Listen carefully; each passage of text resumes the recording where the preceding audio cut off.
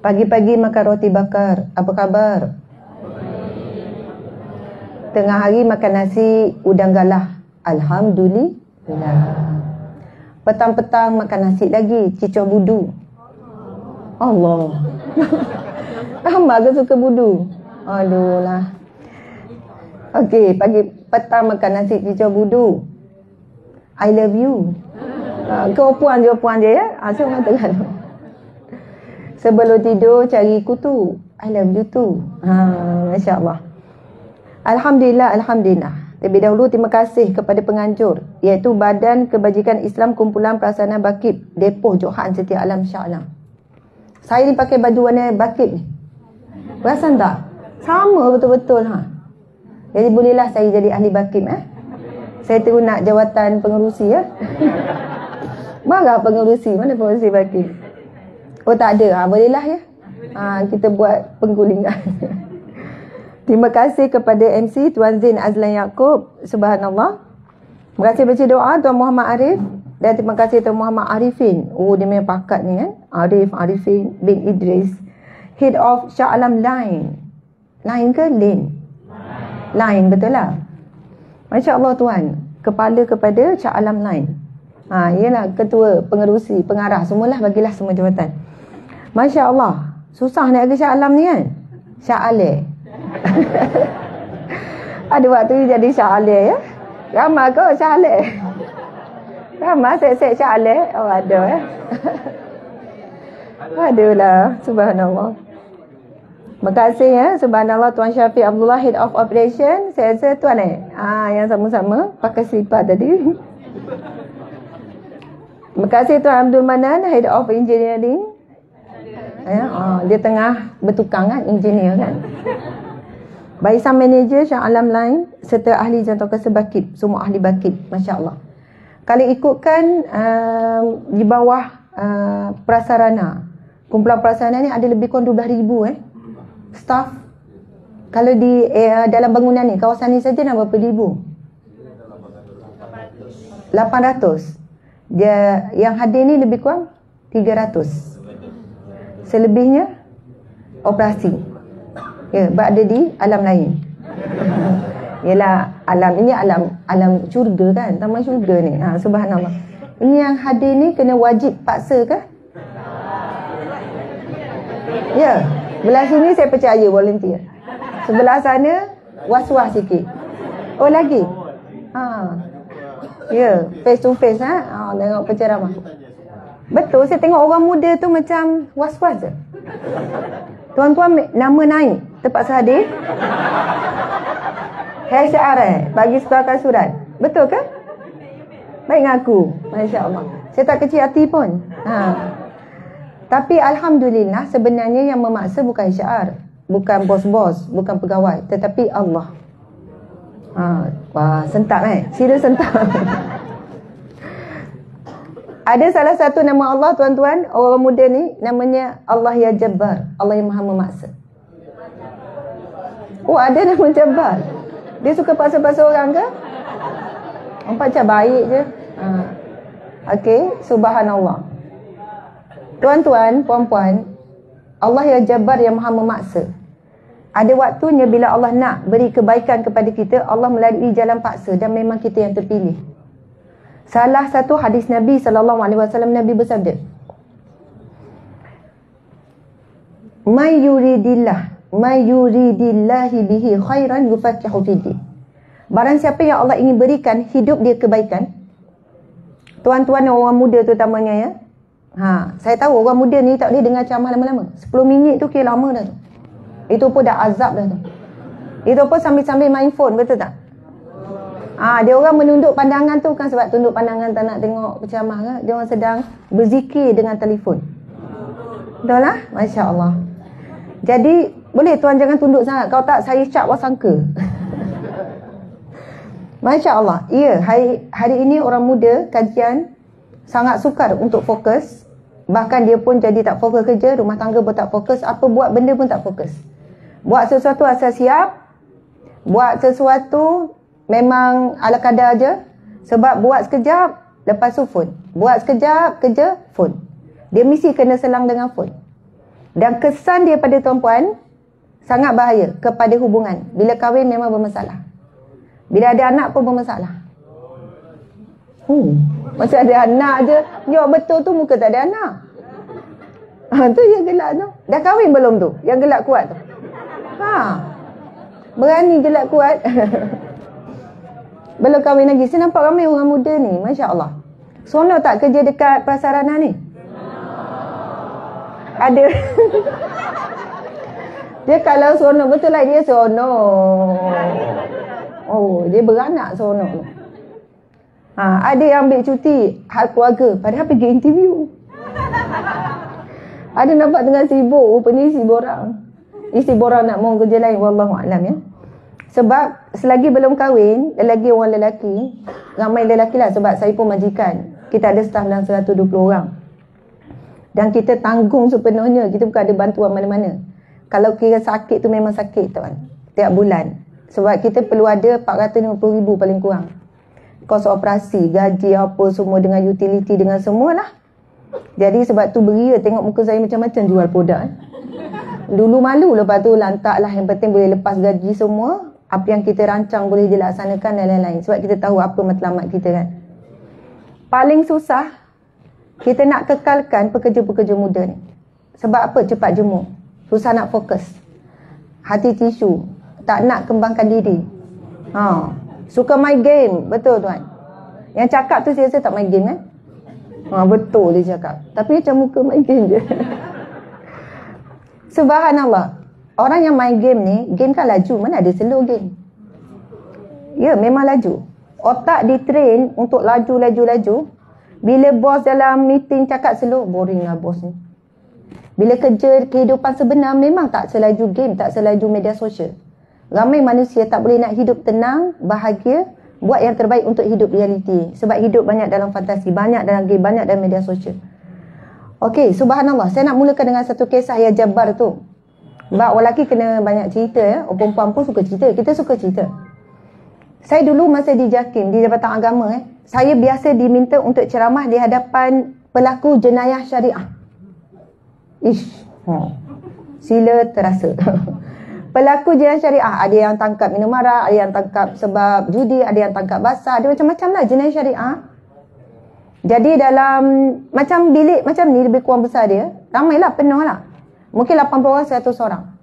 Dengan meja kursi. Slot saya pagi sampai petang. Saya kena bersama dengan mereka. Tiba-tiba tengah ceramah-ceramah tu kan, yelah kita masuk slot tu, slot ni. Kita ada buat latihan, kita ada buat soal jawab, kita ada buat lah aktiviti.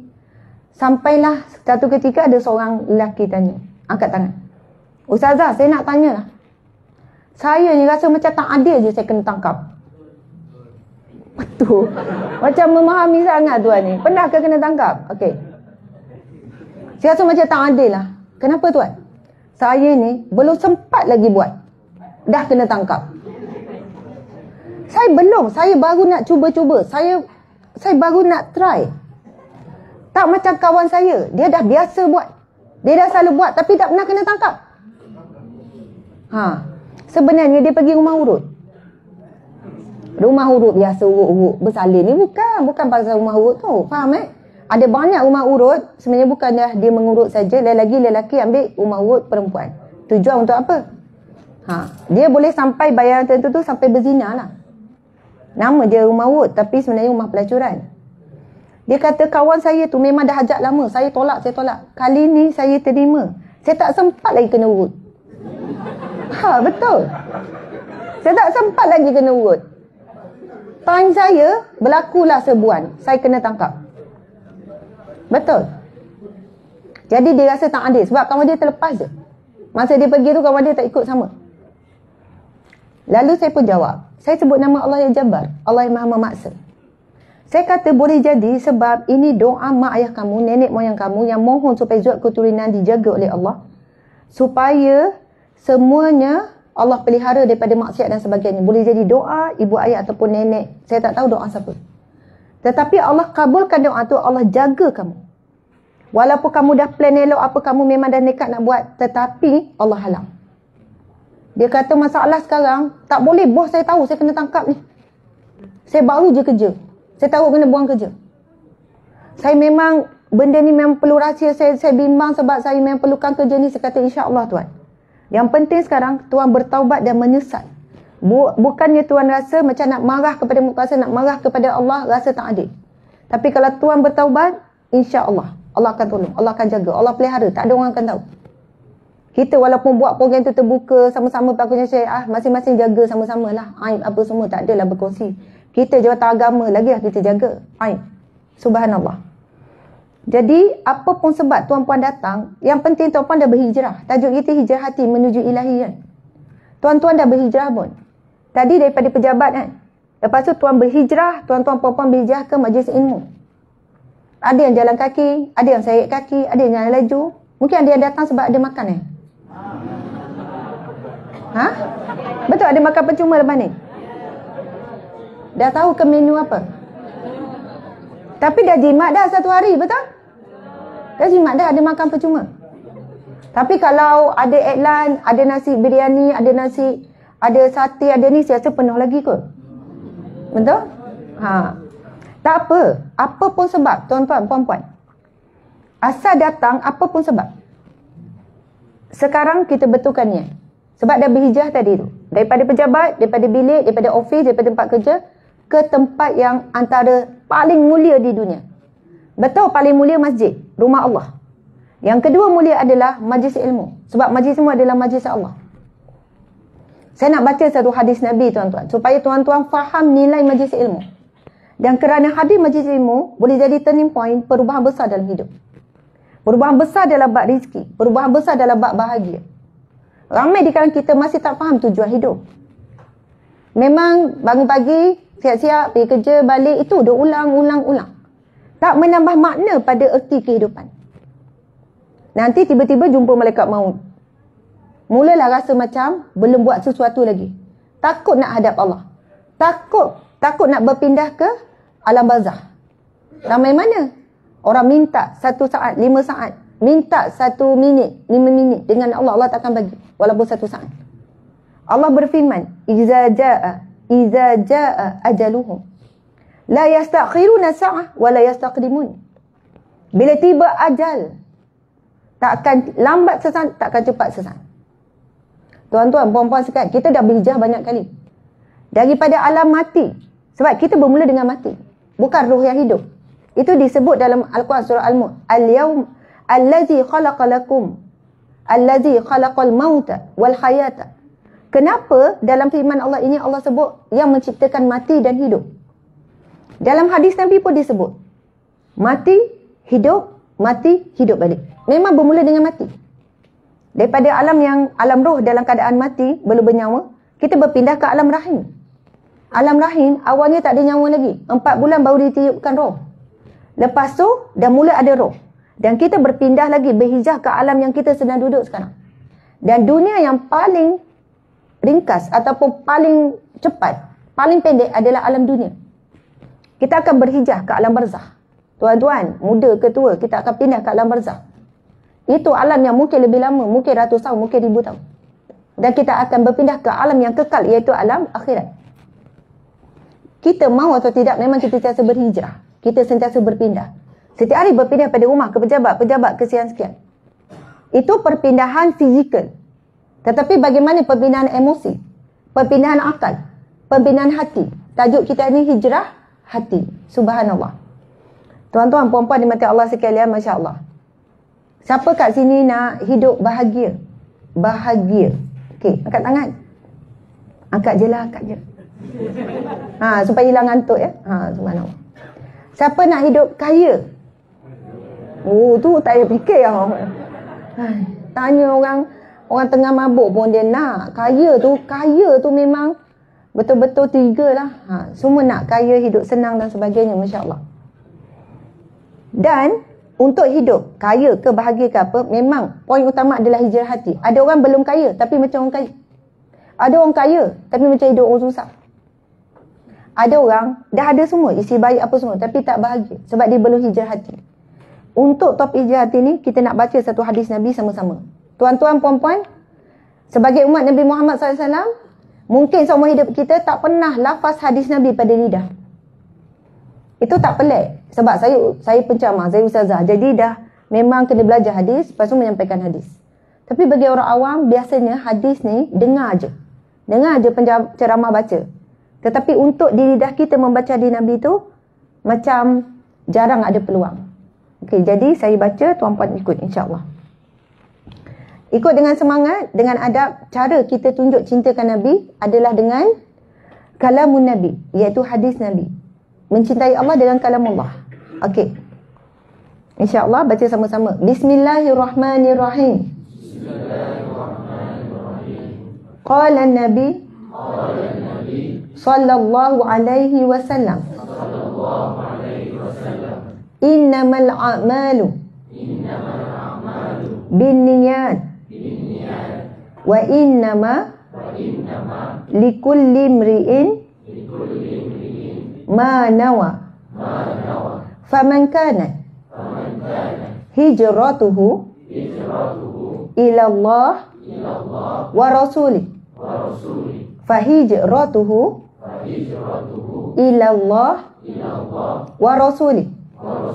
Wa man kanat hijratuhu lidunya yusibuha au imra'atin yankihuha fahijratuhu ila ma hajara ilaih. Masya Allah, alhamdulillah. Sadaqah Rasulullah sallallahu alaihi wasallam. Tahniah tuan-tuan, tahniah puan-puan. Masya Allah. Rupanya ada orang yang saya kenal ni, Tuan Tajul. Subhanallah, selalu hadir majlis ilmu kita di Perkapua Hijrah dan sebagainya. Ke Tuan Tajul yang uruskan ni? Tak? Subhanallah, tuan-puan. Lidah kita berhijrah tadi. Daripada tak buat apa-apa, berhijrah kepada hijrahkan lidah membaca hadis Nabi. Itu satu zikir. Masya Allah, tanpa sedar. Tahniah kepada semua. Bunyi macam Arab tadi.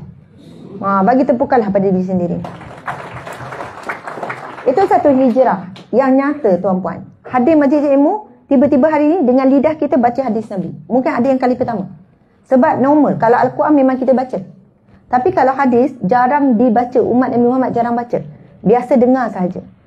Apakah maksud hadis tersebut? Nabi bersabda, ini adalah hadis yang pertama dalam susunan hadis 45 Nawawi, dalam kitab Riyadhus Shalihin, dan banyak kitab hadis. Hadis ini diletakkan pertama. Dan para ulama mengatakan hadis ini adalah kepala kepada semua hadis. Terbit daripada hadis ini lebih daripada 70 cabang ilmu. Dan kalau kita boleh memahami tentang hadis ini, dan saya tak akan mampu pun nak kupas syarah panjang sebab kita ada banyak juga ilmu-ilmu lain kita nak kongsikan, tetapi ilmu niat. Hadis ni tentang ilmu niat.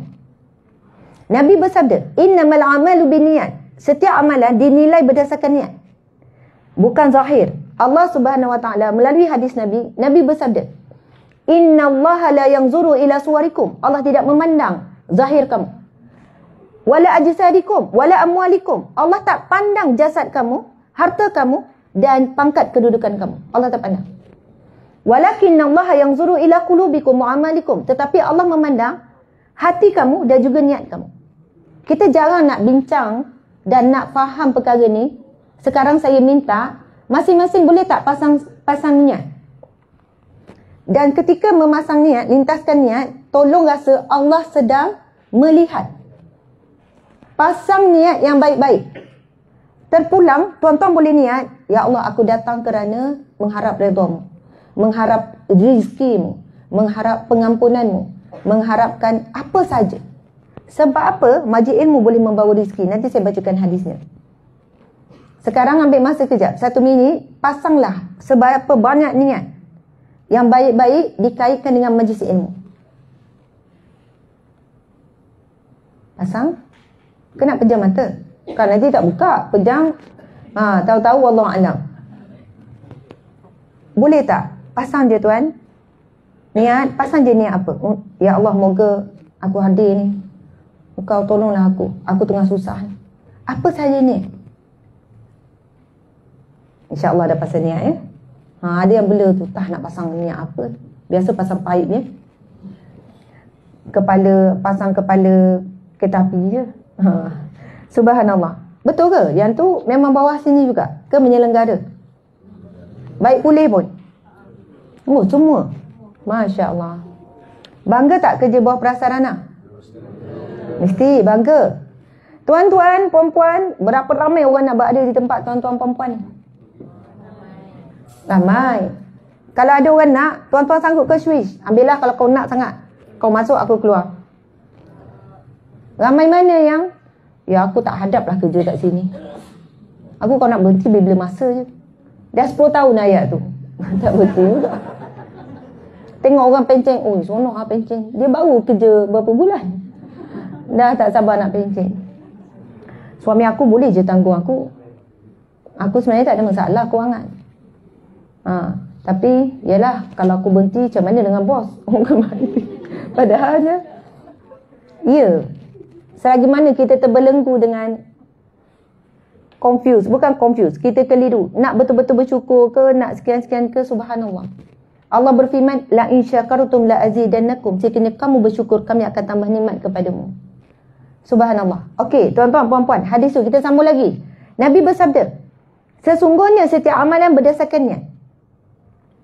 Wa innama likulli imri'in ma nawa. Dan seseorang itu dinilai berdasarkan niat, lintasan hati dia.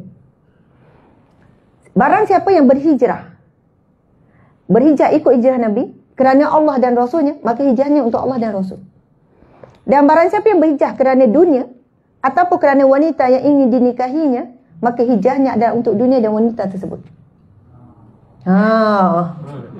Kenapa tu? Masuk kerja sini sebab ada wanita yang crush kan? Tuan tu memang lucu ya. Dia kan bila saya cakap tu, dia tunjukkan kawan dia. Tunjuk lagi. Nama dia siapa? Yang rambut panjang sikit tu, boleh ikat tepi tu. Boleh sikat tepi. Nama dia siapa? Nama awak Ayul? Ayul? Nazrul. Ya Allah, ubah Ayul. Tuan Nazrul, Masya Allah, saya suka. Tuan sangat aktif. Tuan dah kahwin belum, Tuan Nazrul? Ya Allah, dah laki orang punya. Dah ada anak belum? Dah ada. Anak berapa orang? Seorang. Alhamdulillah. Walaupun nampak macam nakal-nakal, dah kahwin. Dah ada anak. Dah ada isteri. Masya Allah. Elok ni berkawan dengan Tuan Nazrul, betul? Biasanya dia dirosakkan ke dia merosakkan? Tak, dia seorang yang ceria, gurau-gurau je tuan-tuan, puan-puan. Sebenarnya, antara hijrah terbesar kehidupan manusia, berkahwin.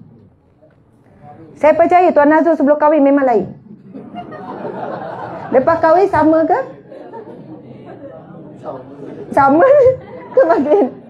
Dia periang kan? Suka menciptakan suasana. Penting orang macam ni, Masya Allah. Tapi sudah pasti Tuan Nazrul mesti berbeza. Sebelum kahwin, selepas kahwin mesti beza kan? Mana lagi tenang? Sebelum kahwin ke lepas kahwin?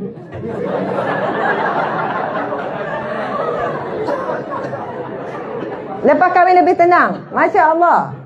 Lepas kahwin lebih bahagia. Lepas kahwin lebih soleh. Bahagia tu. Yang tu macam sedang tersakiti. Bahagia sangat dia cakap. Bolehlah kita tepuk pada Tuan Nazrul. Sebab saya tak rasa dia fake. Saya tak rasa dia macam buat-buat. Saya nampak dia betul-betul bahagia. Tuan-tuan, puan-puan, pernah tak kita jumpa ada seseorang, contoh lelaki. Bila kita tanya, dia, contoh seorang lelaki ataupun perempuan, kerjaya hebat, belajar tinggi, mungkin sampai master, mungkin sampai PhD, kehidupan berjaya, kaya, ada kereta besar, ada rumah besar. Lepas tu bila kita tanya, dah kahwin belum? Belum lagi. Rasa tak macam ada sedikit kekurangan? Bukan sikit, agak banyak. Banyak. Itu satu perbezaan yang ketara. Lepas tu dia, tak kahwin lagi? Semua dah ada, tak kahwin lagi? Bila kau nak kahwin? Betul? Okey. Kemudian kita jumpa pula golongan yang biasa-biasa je, kerja biasa-biasa je, hidup biasa-biasa je, muka pun biasa-biasa je. Muka awam. Tak tahulah kan istilah tu, muka awam, muka biasa je lah. Yang tadi tu handsome, cantik, Bijak. Semualah tiba-tiba tanya, oh belum kahwin lagi. Oh belum kahwin. Bila sebut belum kahwin tu, dia jadi macam yang kelebihan-kelebihan tadi tu dia terus macam biasa. Tapi orang yang awam-awam ni kita lah orang awam, orang biasa-biasa ni. Tapi dia tanya, dah kahwin belum? Dah. Oh dah kahwin. Dia jadi macam tu tau. Oh dah kahwin. Dah ada anak? Ada anak 2 orang. Wah. Dia terus naik tau level tu. Jadi tak kisah dah tu. Kerja apa-apa semua, kedudukan apa. Oh dah kahwin. Oh tak habis lagi dah kahwin. Sebab nampak macam payah budak-budak. Macam ada seorang saya kenal tu nama dia Nazrul. Panggil macam budak. Tapi dah kahwin. Ada anak lagi. Dia terus rasa lain tau. Oh dah kahwin, ada anak. Kata oh. Sebab apa? Pada status itu, dia bawa bersama apa? Anak. Bolehlah kita bagilah makan percuma je ni. Bawa bersama bermaksud dia ni orang yang ada tanggungjawab. Dan dia masih dalam komitmen. Maksudnya dia ni orang yang sudah matang. Walaupun zahir macam mana tu tak kisah, tapi orang yang matang sanggup memikul tanggungjawab. Masya-Allah. Jadi kita doakan siapa yang belum berkahwin dikurniakan isteri yang solehah. Yang dah kahwin pun kuat amin. Tapi yang amin dah kahwin tu, tuan-tuan bayangkan isteri masing-masing kan? Isteri itu yang solehah, betul? Okay. Dan kita tolong aminkan. Berapa orang lagi yang belum kahwin ni? Orang muda, lelaki. Saya tanya lelaki dulu. Siapa belum kahwin lagi? Tolonglah angkat. Oh betul lah. Dia orang duduk satu kelompok tau. Bujang-bujang. Level dia orang rendah sikit lah daripada yang... Okey. Yang perempuan pula. Ada lagi? Ada yang belum berkahwin? Belum bernikah? Ada. Semoga dikurniakan suami yang soleh. Pada waktu yang terdekat. Pada tahun depan. Ya, sebab tahun ni dah nak habis. Aku tak sempat lah nak rancang apa semua. Tahun depan insya-Allah. InsyaAllah ya, lelaki pun sama. Oh ya, masalah fikir hadiah banyak pula nak kena beli apa. Lepas tu tak mengandung pula. Ya. Q, betul. Okey. Subhanallah. Dalam sebuah hadis Nabi SAW, Nabi bersabda, barang siapa yang bernikah, siapa yang berkahwin, maka sempurnalah sebahagian agamanya. Nabi sebut sempurna sebahagian agama. Maka bertakwalah sebahagiannya lagi. Sebab itu disebut perkahwinan adalah ibadah terpanjang. Kalau saya jumpa orang tua umur 30, 40, saya tanya apa rahsia? Kahwin dah 40 tahun. Masya Allah pakcik, lama ni 45 tahun. Apa rahsia pakcik? Dia jawab, sabar je lah. Saya tanya pula makcik, macam mana? Masya Allah, dah 40 tahun dengan anak cucu. Apa rahsia? Sabar je lah. Ya, sebenarnya sabar. Pahala sabar yang dihimpun dalam rumah tangga. Tuan Azrul, banyak sabar tak dalam rumah tangga? Betul kan? Banyak sangat. Aduh lah. Tolong sampaikan pada isteri dia ya. Suami dia. InsyaAllah. Dekat pejabat Tuan Azrul, jadi seorang yang ceria. Suka ceriakan suasana. Dekat rumah? Kat rumah ceria tak? Ya. Buat anak je jalan. Anak je. Mak anak. Ya. Ini yang paling payah sebenarnya. Nabi sebut apa? Ini hijrah ni. Nabi sebut apa? Khairukum li ahli. Wa ana khairukum li ahli. Yang paling baik di kalangan kamu ada orang yang paling paling baik dengan ahli keluarga. Dengan isteri, dengan suami, dengan anak-anak. Dan akulah. Nabi berani declare. Siapa berani declare? Seorang manusia berani declare. Nabi Muhammad. Sebab apa perkataan Nabi wahyu daripada Allah? Kalaulah saya cakap, isteri yang baik ni adalah isteri yang sekian-sekian. Sayalah contoh isteri yang terbaik. Mesti nak muntah. Ya, mana boleh. Manusia biasa macam kita nak berani nak declare macam tu, nak claim macam tu. Berat nak claim. Tapi bila Nabi sebut, wa ana khairukum li ahli, dan akulah orang yang paling baik terhadap ahli keluargaku. Seorang isteri dan seorang suami, dia kena ada rasa cemburu. Bila dia tengok isteri dia gembira sebab lain, bukan sebab dia. Tuan-tuan ada tak perasaan tu? Ke tak kisah aja? Okey, antara tips ya orang perempuan, ni ramai isteri orang ni. Orang lelaki, dia suka dipuji. Lama tak kena puji ni. Orang lelaki suka dipuji, tetapi bahagian apa? Bahagian kaliber dia, bahagian tanggungjawab dia. Contoh balik ni, kalau tak tunggu balik lah, kejap lagi WhatsApp. Contoh sebut, bang, awak memang suami yang sangat terbaik. Saya rasa saya seorang yang dapat suami macam awak. Lagipun saya tak ada pilihan. Jangan tambahlah tak ada pilihan tu. Ikhlas daripada hati ya, ikhlas daripada hati. Puji dari segi tanggungjawab, puji daripada sikap. Orang perempuan pula, tuan-tuan, suka dipuji, betul. Tapi lebih kepada fizikal. Walaupun dia dah macam mesin basuh, tak macam tiang dah. Puji je dia seksi. Puji dia cantik. Betul. Orang perempuan lebih kepada fizikal. Kulit dia ke, apa ke, rambut ke, apa ke. Ha? Bini ada 2? Tuan 2? Saya nampak muka tuan, tak yalah. Okey. Sebab dapat seorang pun macam dah berat. Tuan-tuan, puan-puan sekalian, Masya Allah. Ya, ada orang mampu, silakan. Masya Allah, tak salah. Okey. Sebab apa? Saya pernah tanya anak-anak saya. Saya tanya, maksud dalam kereta, 7 anak semua dalam kereta kat belakang. Masa tu saya macam baru lepas terpaling berkorban lah.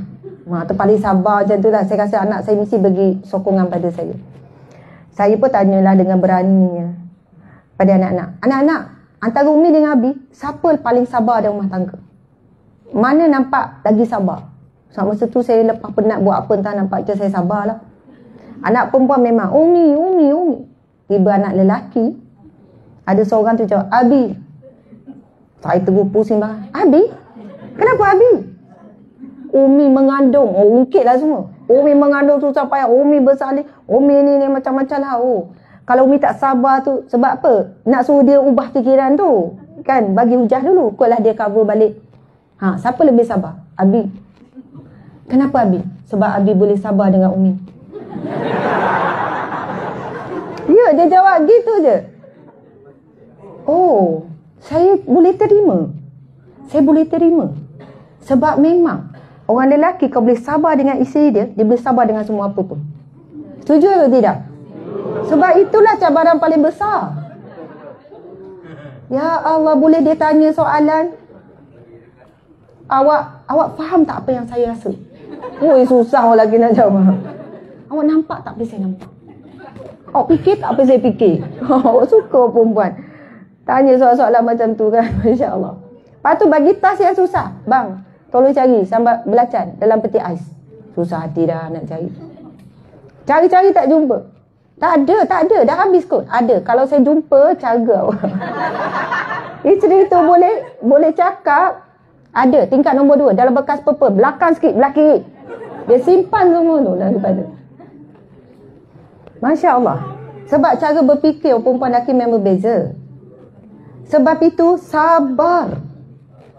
Pernikahan adalah satu ibadah terbesar, terlama mengumpul pahala sabar. Solat pun sabar, tapi 5 minit je sabar. Penat, solat. Stres, solat. Tengah merajuk, suami tak pujuk, solat.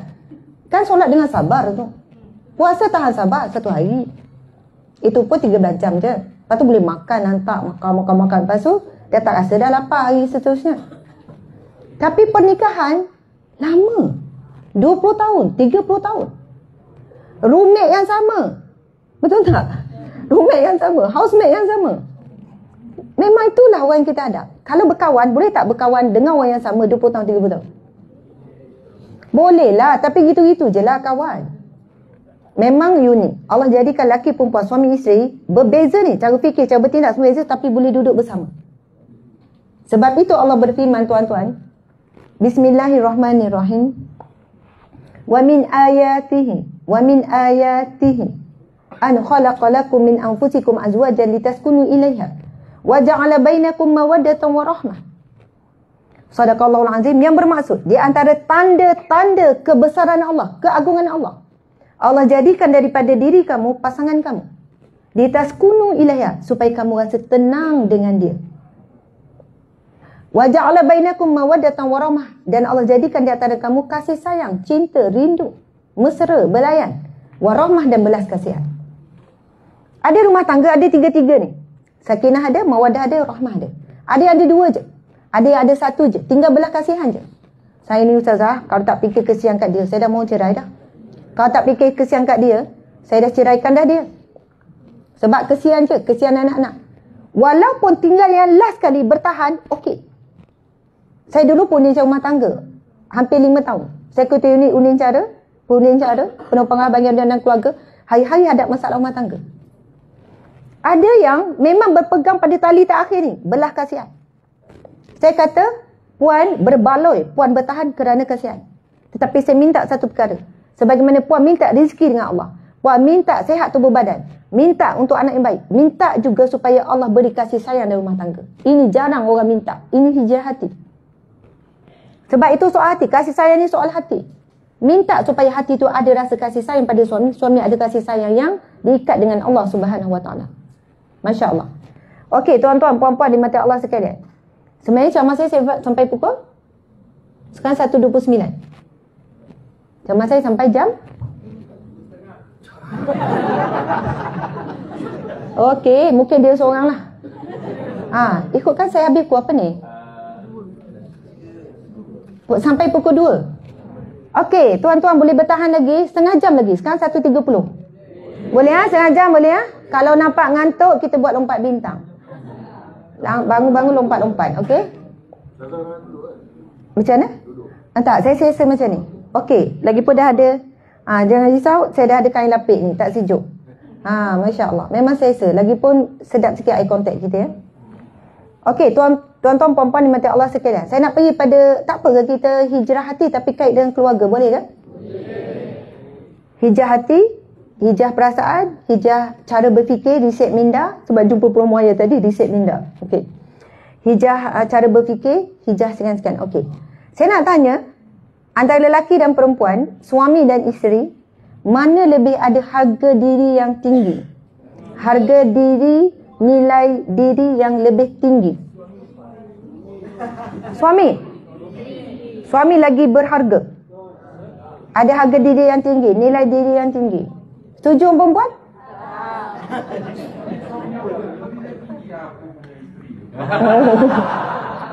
Oh, dia dah start dah. Rupanya ada lelaki pembebel okey.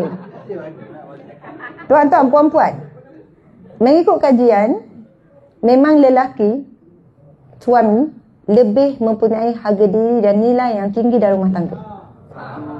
Bagilah pada dia orang, bagi tepuklah tepuk. Okey, kena dengar dulu.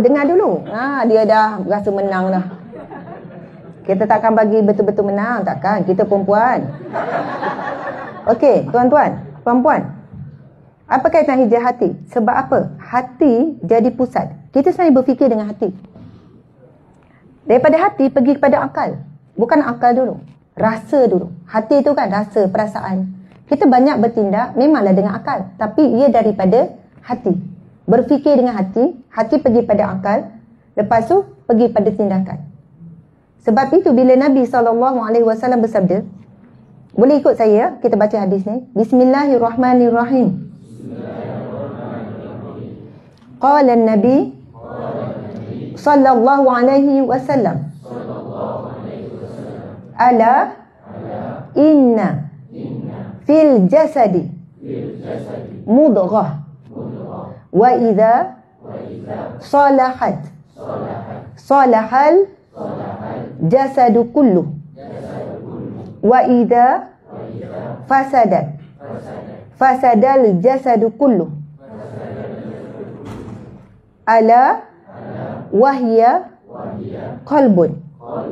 Okay, sekarang ikut saya, tangan kita letak di jantung. Tahu tak jantung kat mana? Okay, betul, jantung ada di sebelah kiri sikit kan. Kalau kita sakit hati, kita tunjuk kat mana? Sakitnya hati aku. Padahal jantung, hati kat mana? Bawah belah kanan ke belah kiri?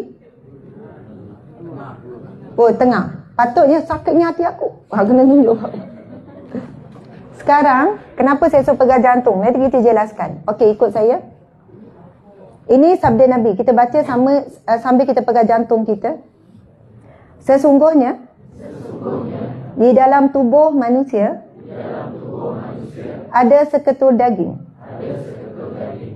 Baik daging itu, maka baiklah seluruh tubuh badannya.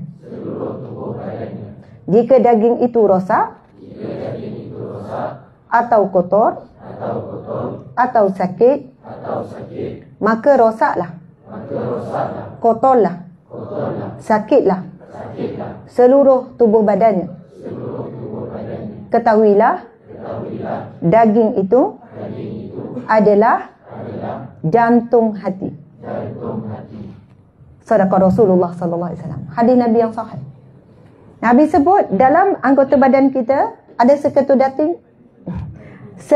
daging yang menentukan semuanya.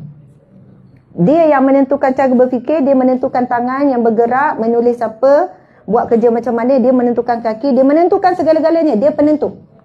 Dan Nabi sebut kolbun, kalau dalam bahasa Arab, tengok terjemahan jantung, bukan hati.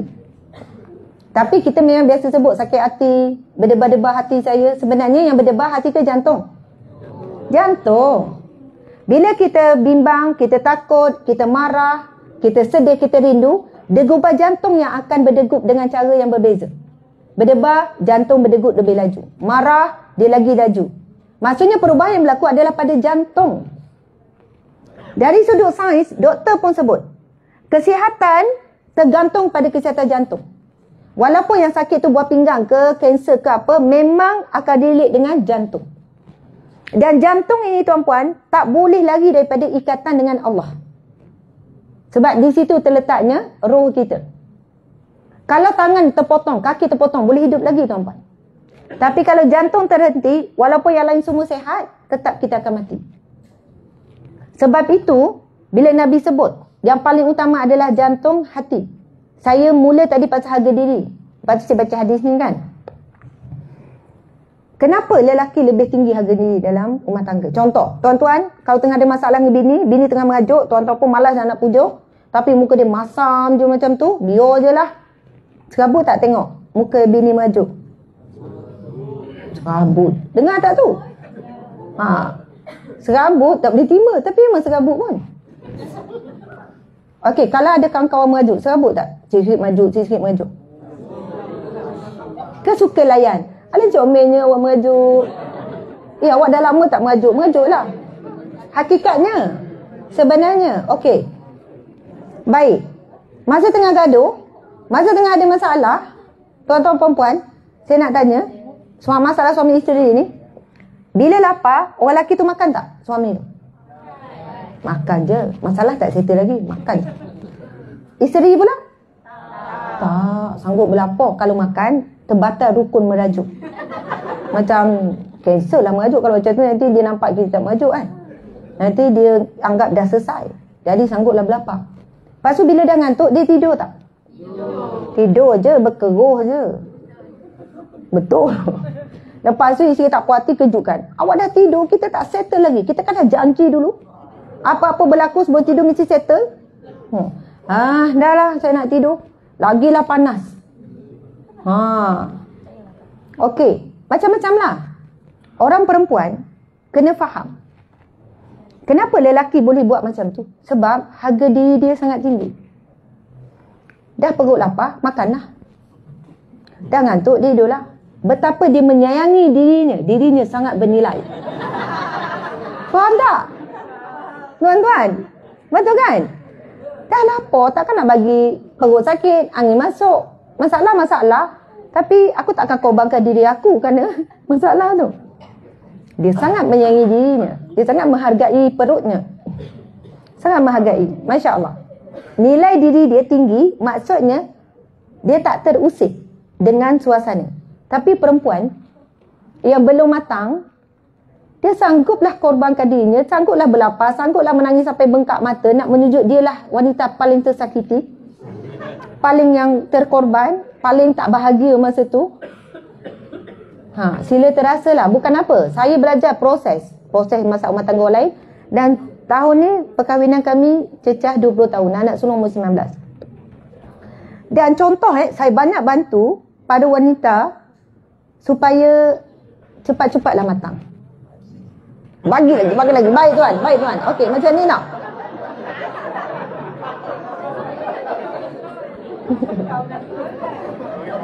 Contoh para wanita sekalian, ada seorang wanita ni mengadu masalah rumah tangga. Suaminya curang, masuk bilik, duduk chat dengan perempuan lain.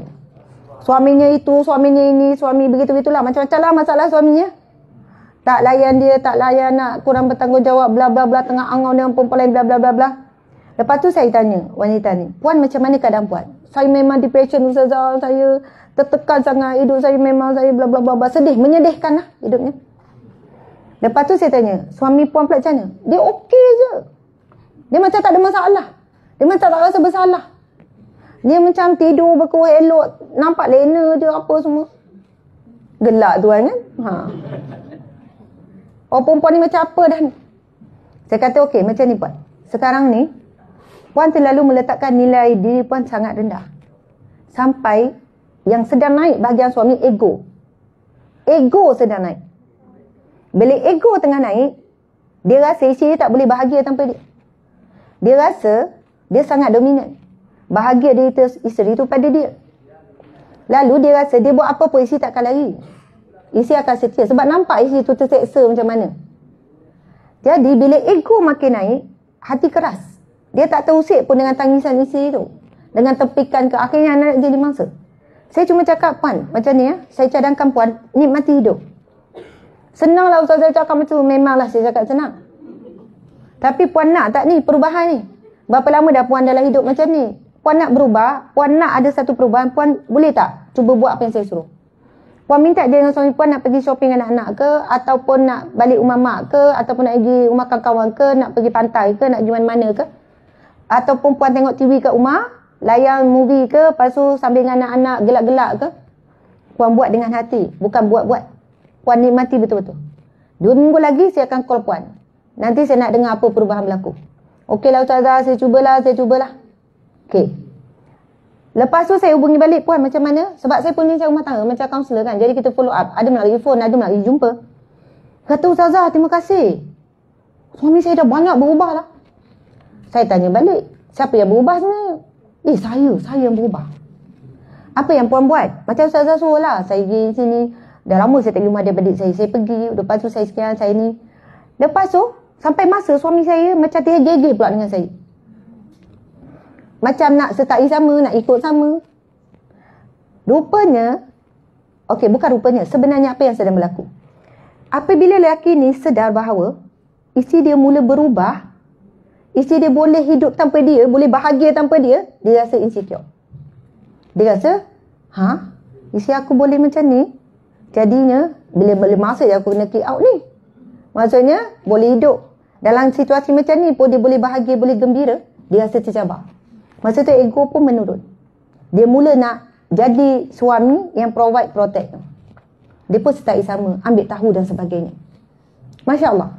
Sebab itu saya tanya lelaki, betul tak lelaki suka isteri yang ceria? Suka tak isteri yang bahagia? Boleh tak semangat sikit jawab suka? Tuan-tuan suka tak isteri yang ceria? Bahagia? Ya. Sebab apa? Seorang lelaki dia akan rasa bangga bila isterinya bahagia. Soalannya dia lelaki yang bertanggungjawab, mampu membahagiakan seorang wanita. Sebab itulah antara hijrah hati kita ialah para wanita sekalian. Untuk kita dapat bahagia, kita kena create bahagia kita. Sama orang lelaki. Orang lelaki tak payah dia ajar. Dia memang tengah-tengah ada masalah tu, tiba-tiba tengok bola. Awak tengok bola tengah ada masalah ni. Dia okey je, dia okey. Sebab dia boleh asingkan. Lepas tu kalau tanya suami-suami, awak kerja macam mana? Okey. Oh, okey 30 tahun. Padahal kena marah kat pejabat tadi. Padahal ada masalah. Ni boleh, kalau tanya isteri, memang encik kena bersedia. Boleh jadi sampai rumah pun tak boleh keluar kereta lagi. Sebab cerita dia tak habis. Awak macam mana kat tempat kerja? Satu hari suami ni nak ambil tahu kan. Awak macam mana tempat kerja? Tarik nafas pun dah tahu. Cerita tu panjang. Masa saya sampai kat pejabat tadi, awak pagi dia, awak tahu tak? Bla bla bla bla bla bla bla. Kejap. Jangan keluar lagi. Sikit lagi. Tak habis. Dah sampai rumah. Tak habis lagi. Masya Allah. Sebab itu, jangan bimbang kalau kita tidak dihargai. Bimbang kalau kita jadi orang yang tak berharga. Dan untuk jadi orang yang berharga, hargai diri sendiri dulu. Hargai diri sendiri dulu. Subhanallah. Yang menonton saya live ni ada lebih kurang hampir 2,000. Saya sakit gigi. Saya masalah gigi. Bunyi pelik sikit. Gigi pun tak nak sebut. Okay. Subhanallah. Tuan-puan muslimin muslimat dimati Allah sekalian. Ya, pokok pangkalnya adalah memang bergantung kepada hati kita. Ada 15 minit lagi. Okey, 15 minit ni. 15 minit. Bunyi ke normal je? Normal je. Saya je rasa pelik. Okey, kalau saya cakap tak perasan. Okey, baik. Sekarang boleh tak tuan-puan ambil telefon masing-masing? Okey? Okey, dah. Memang ada je selalu telefon. Bukan ChatGPT. Sekarang tolong buka WhatsApp. Okey, WhatsApp senang je. Dan tolong WhatsApp pasangan masing-masing. Janganlah pula nak pindah Pluto yang tak ada. Yang tak ada pasangan lagi, tak ada isteri, tak ada suami, bukan keluar. Sabar. Amboi, tak sabar nak makan lah tu. Okey. WhatsApp mak, betul. WhatsApp siapa-siapa orang yang disayang. Mak ke, ayah ke, adik-beradik ke, siapa-siapa lah. Tapi yang ada pasangan suami isteri, wajib suami isteri. Tolong buat sebab malaikat ni catat. Zaman-zaman dulu kan. Alif lam lam ha. Malaikat tengok. Betul ni, betul. Nak WhatsApp apa? WhatsApp apa-apa ayat manis. I love you. Awak-awak, saya nak ucap terima kasih sebenarnya awak jadi isteri saya. Saya sangat bertuah dapat isteri macam awak. Awaklah suami yang terbaik. Dah gelak. Masya Allah. Tadi saya suruh salah seorang staff saya WhatsApp. Staff saya ni kalau dah kahwin tu macam tu lah. Saya kata dah WhatsApp suami, WhatsApp. Lepas tu dia WhatsApp. Lepas tu saya tanya, suami balas apa? Suami balas, awak okey ke? Awak kenapa? Kenapa dengan awak ni? Macam tu. Tuan-tuan, tolong WhatsApp. Subhanallah. Sekarang kita cakap pasal hijrah. Tolong hijrahkan tangan kita tu daripada tak buat apa, buat sesuatu yang berpahala. 3 patah perkataan boleh mengubah hidup. I love you, I miss you, I need you, I want you. 3 patah je.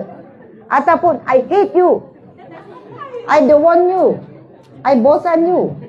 Betapa pentingnya komunikasi. Jadi hari ini, walaupun tadi bergaduh ke berapa hari tak bertegur ke, tolong sekarang tolak tepi ego semua. Emo, perempuan emo, lelaki ego. Tolong tulis. Encik dah tulis ke? Encik dah? Lajunya 3 patah je I love you. Boleh tak tambah sikit lagi ayat lepas tu?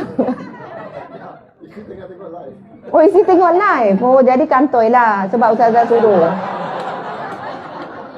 Jadi dia dah tahu, bukan sebab kena suruh. Okey, tak apalah tuan ada komitmen. Dah ada WhatsApp semua? Apa sahaja. Sayang, rindulah, tak sabar nak balik petang ni. Kalau tuan WhatsApp macam tu, dia bersiap, cantik, masak sedap. Betul? Tak adanya dia balik. Kalau tuan cakap rindu nak jumpa, tak ada dia muka monyong. Awak dah kenapa? Saya penat lah bang. Awak jangan tambah masalah saya pula. Tapi kalau cakap, sayang, tiba-tiba rindulah dekat awak. Tapi bahayanya, masalahnya pula suami saya yang cakap. Orang perempuan, bila dia WhatsApp suami dia bahagia bila dapat ayat-ayat macam tu. Sayang awak suami terbaik. Tapi ini suami saya cakap dalam live saya tu. Peliknya perempuan, kalau suami yang bagi, dia bukan bahagia, dia curiga. Padahal suami baru nak berhijrah ni. Nak berhijrah bagi ayat-ayat manis, sweet. Tapi isi pak tanya, awak kenapa? Baik terus terang. Ada siapa-siapa ke? Ada orang baru ke? Biasa kalau berubah macam ni, ada sebab ni. Oh, curiga. Padahal suami dia tengah ceramah. Nak berhijrah. Hijrah tak disambut. Masya Allah. Tak apalah. Janganlah terhenti nak hijrah. Teruskanlah hijrah tu. Masya Allah. Okey, Tuan Yusri. Sorry lah sebab saya ingat nama dia je. Tuan Yusri pula. Tuan Nasrul, dah WhatsApp isteri? Isteri dah balas? Dia kerja, dia tak tengok lagi. Buat miss call. Miss call tu maksud dia panggilan rindu. Tahu tak? Kadang-kadang kan, yelah masa bertunang dulu, kejap-kejap nampak miss call. Banyak pula miss call. Lepas tu WhatsApp. Kenapa banyak miss call? Saya bukan nak call, nak bagi tahu panggilan rindu. Rindu. Gitu. Lepas tu saya paksa suami saya buat perkara yang sama sampai sekarang lah. Kadang nak bercakap, kita ingat nak bercakap, tak sempat. WhatsApp tak apa, buat panggilan rindu je, tak nak bercakap. Buat panggilan rindu. Rindu. R tu susah sangat sebut. Rindu. Rindu. Okey. Okey, siapa yang pasangan dia dah respon? Dah? Emoji je? Video call. Tengok. WhatsApp tu dapat video call. Lepas tu bagi emoji. Dia pelik, dia tanya, dia cakap apa? Betul, dia cakap miti sebab Ustazah suruh ni. Ini sebab dengan ceramah. Tolong ubah hijrah daripada pelik kepada normal, kepada perkara biasa dibuat. Subhanallah, sebenarnya ini yang antara yang hilang dari rumah tangga, kemanisan rumah tangga hilang, mawaddah rahmah hilang. Sebab apa? Dah kahwin lama, dah 5 tahun, dah 10 tahun. Alah, tak payah dah cakap-cakap tu, Ustazah. Dah kahwin lama, cakap-cakap tu dah tak penting dah. Kita sibuk hari-hari dengan urusan masing-masing, dengan tanggungjawab. Bagi saya, sayang-sayang tu tak penting. Tak ucap pun tak apa. Ramai mana rumah tangga bercerai sebab perkara ni.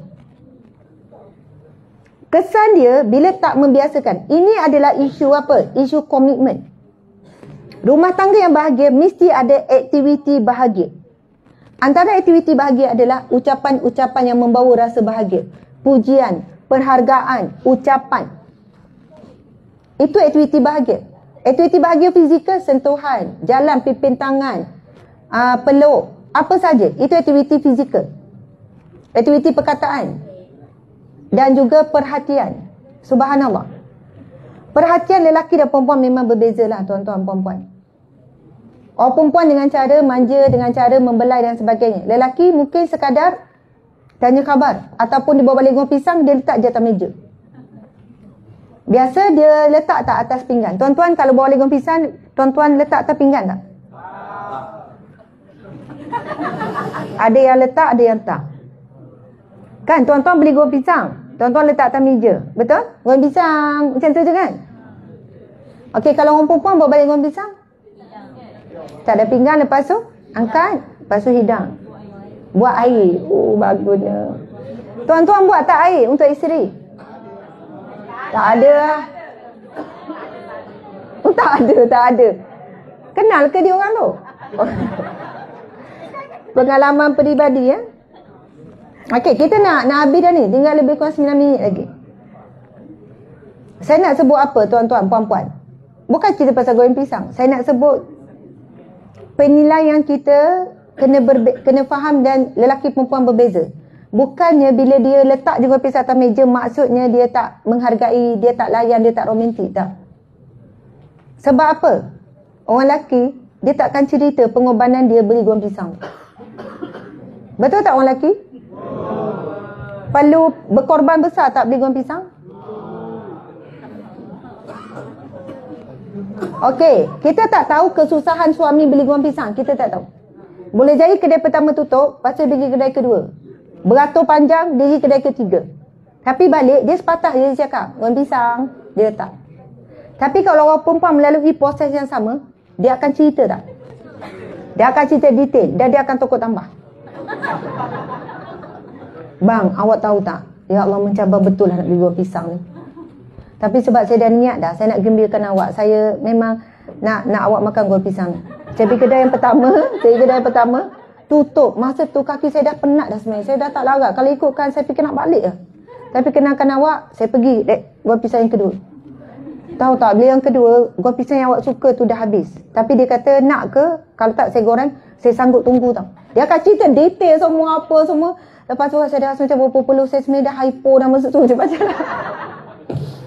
Dia lah terpaling berkorban, dia terpaling penat, dia terpaling berusaha. Sebelum suami dapat makan tu kena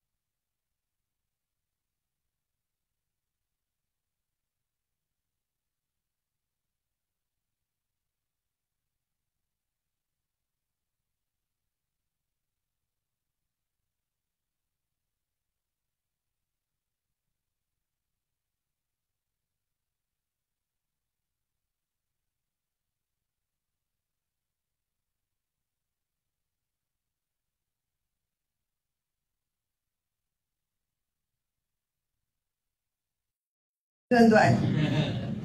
Setuju tak? Setuju je lah, setuju je. Tapi, kenapa Nabi sebut perempuan ramai dalam neraka? Sedangkan perempuan memang banyak. Suka buat benda baik, suka berubah, suka berhijrah. Sebab? Okey, lalu lelaki punca, wanita. Ya. Sebab tak tahan suami. Ya, Puan Nazrul kata, Ayun cakap, Ayun. Panggil Ayun, dia dekat dengan Toyol sikit. Jadi panggil Nazrul je, nama tu dah sedap, Nazrul. Maksud pun cantik, cuma saya tengok lah maksud Nazrul apa. Tak tahu lah tu. Ulam. Masya Allah, okey. Tuan-tuan, Masya Allah. Nabi bila ditanya oleh para wanita, sebab wanita ketika itu pun tak boleh terima, macam kenapa wanita ramai dalam neraka? Lalu Nabi jawab, kerana wanita itu apabila dia tidak menyukai sesuatu pada suaminya, lalu dia melupakan kebaikan suaminya yang banyak.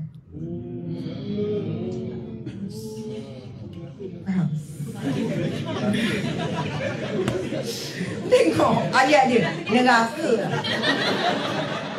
Aduh, tolong jaga menerakakan isteri masing-masing. Balik, banyak-banyak ceramah daripada awal sampai akhir, dia bawa balik buah tu je kat rumah. Yang abang nak cerita sikit, supaya awak tak jadi isteri neraka.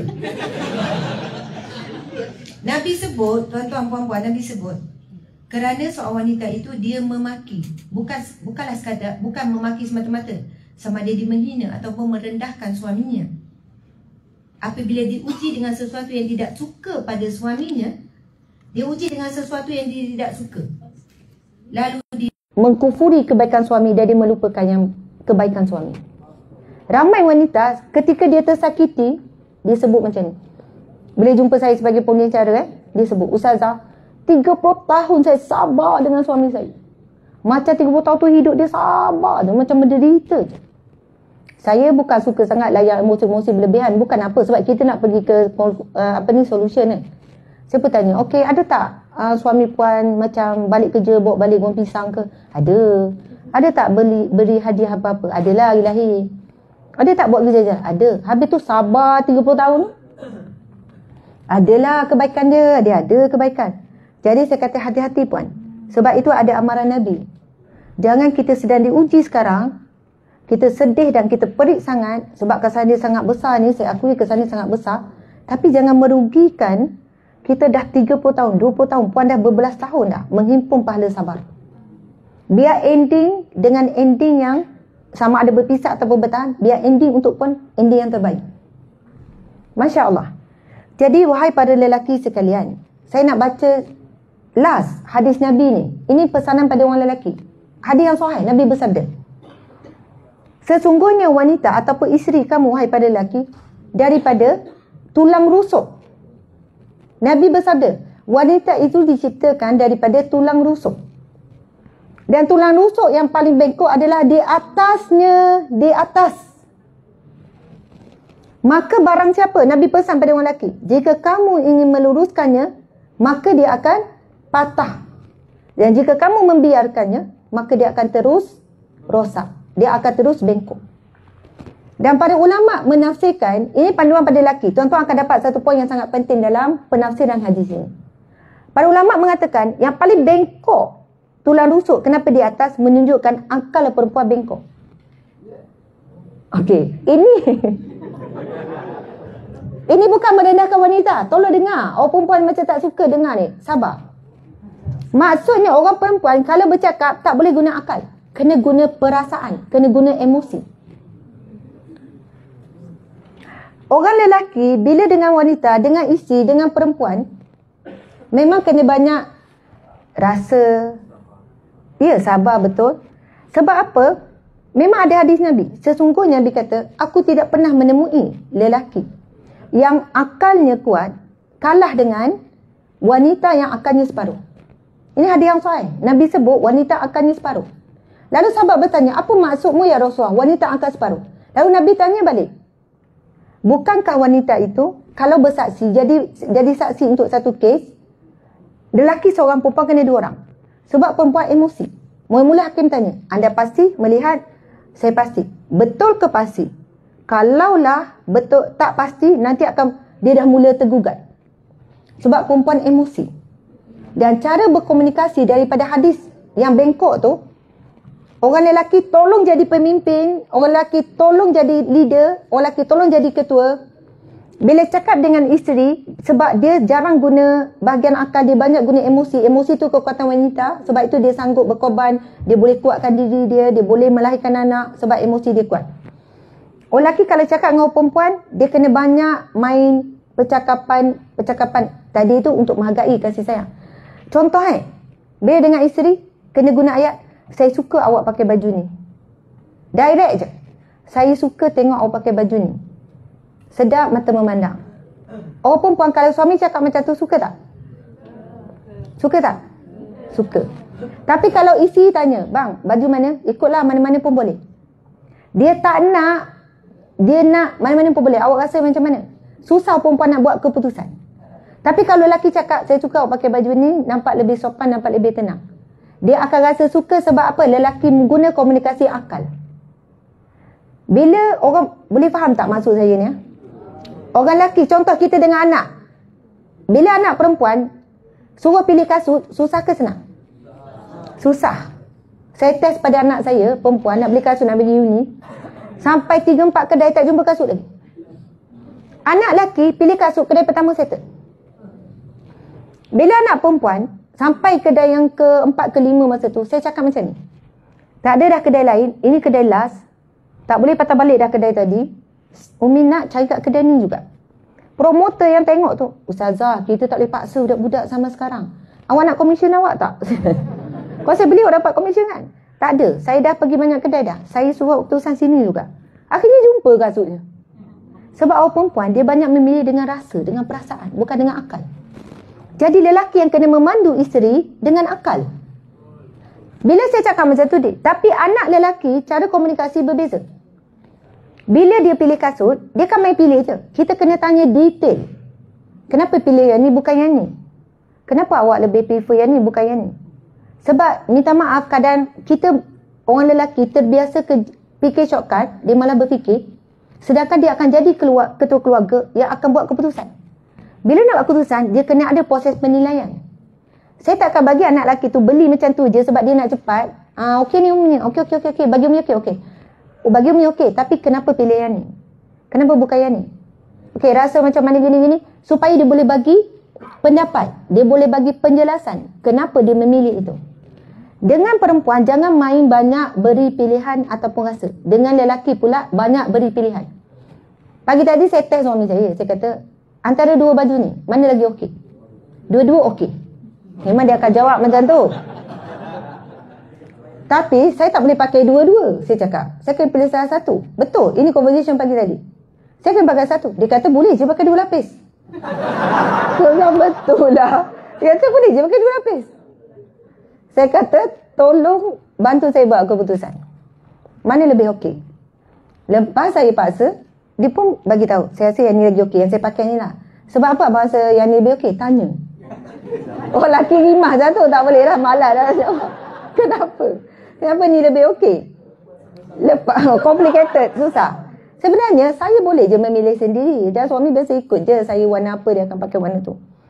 Tapi ada ketikanya bila terbiasa begitu, alhamdulillah lama-lama dialah pembuat keputusan dalam keluarga.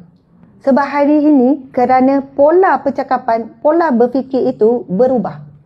Nak kahwin, tak kahwin mana apa, ikutlah sikap awak. Nak kahwin bila? Saya ikut je tarikh awak. Nak kahwin kenduri macam mana? Ikutlah awak. Baju kahwin, ikutlah awak. Dah berkahwin, ada anak, nak bagi nama apa? Tak apa, yang baik bagi awak, baik bagi saya. Kita nak makan mana? Saya ikut awak je. Nak bercuti mana? Ikutlah, saya ikut je. Hotel mana? Okey je. Anak nak sekolah mana? Okey. Tuan-tuan, sampai satu masa nanti, bila dah perkahwinan 20 tahun, 30 tahun, ini pengalaman saya handle masak rumah tangga yang dah usia ni, lelaki mula rasa dia tak ada kuasa buat keputusan. Isteri tak hormat dia. Isteri tak nak dengar dia. Isteri melawan. Saya akan tanya balik history awal kahwin macam mana. Tuan dah menyerahkan pembuat keputusan yang berfikir semua adalah isteri, dan sekarang tuan nak tuntut balik. Kalau 20 tahun tuan dah berikan beban tu pada isteri, tuan kena tunggu 20 tahun lagi. Tapi kita cakap tak naklah 20 tahun. Isteri pun kena kendukan. Sebab itu pada wanita, kita kena berani bagi suami buat keputusan. Kita nak makan mana? Saya ikut awak. Berani tak suami yang pilih tempat makan? Tak sedap. Sebab apa? Tak sedap. Awak perempuan pilih dengan akal ke dengan perasaan? Awak perempuan pilih dengan perasaan. Orang lelaki pilih dengan akal. Dah lapar, kedai pertama dia jumpa, dia berhenti, itu dia makan. Orang perempuan pergi kedai lauk banyak pun dia ulang. Saya tak tahulah nak makan apa. Padahal lauk ujung sampai ujung sebab pilih dengan perasaan. Memang tepat buat tu. Betul tuan. Sebab saya pun jadi rumah tangga. Saya hadap dua-dua. Saya bukan apa. Saya belajar cara berfikir lelaki. Saya belajar cara berfikir perempuan. Tapi percaya perempuan. Kalau cuba ubah ya. Bang saya ikut je awak nak makan mana. Tolong jangan komplain sebelum, semasa dan selepas.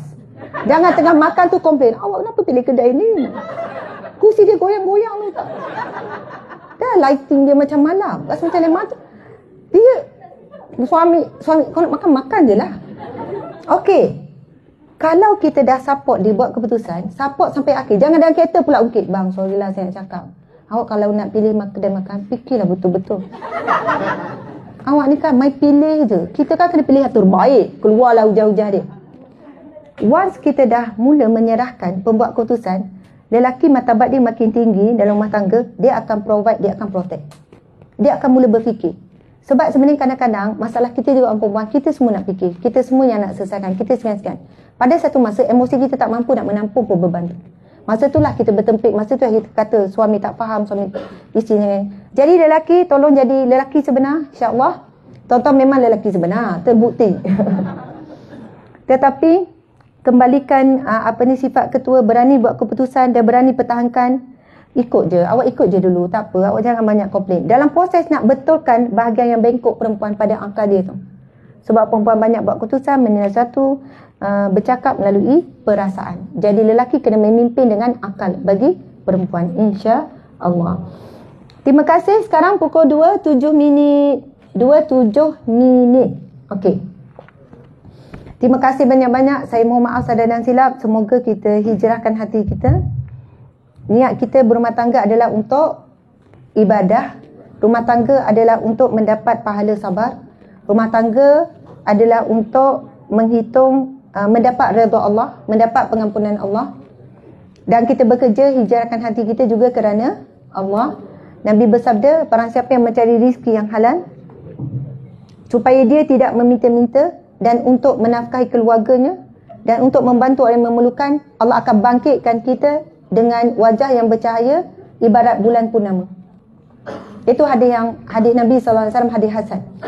Kita bekerja betul-betul, cari rezeki yang halal, kerja buat yang terbaik, Allah akan bangkitkan kita dengan wajah yang bercahaya, insya-Allah. Terima kasih sekali lagi. Mohon maaf salah dan silap. Aku qauli hadza, astaghfirullahalazim wa atubu ilaih. Assalamualaikum warahmatullahi wabarakatuh.